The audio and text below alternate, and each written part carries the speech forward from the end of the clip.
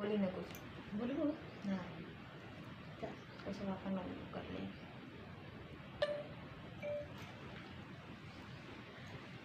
बाबा हॉस्टल कई लड़का तू ही खोजा, हॉस्टल कई लड़का सुंदर, हॉस्टल कई लड़का सुंदर हो।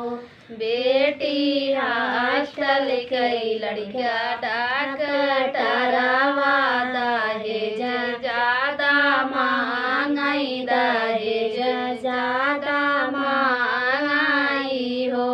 बेटी हॉस्टल कई लड़का डॉक्टर दहेज ज्यादा महंगाई, दहेज ज्यादा महंगाई हो।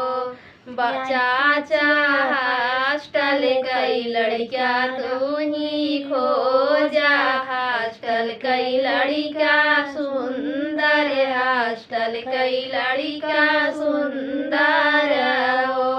बेटी हॉस्टल कई लड़का डॉक्टर दहेज ज्यादा महंगाई, दहेज ज्यादा महंगाई हो।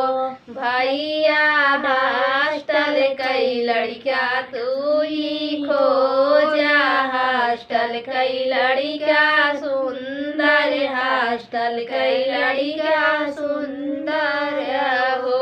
बहिनी हॉस्टल कई लड़का डॉक्टर दहेज ज्यादा महंगाई, दहेज ज्यादा महंगाई हो। वे बहिनी हॉस्टल कई लड़का डॉक्टर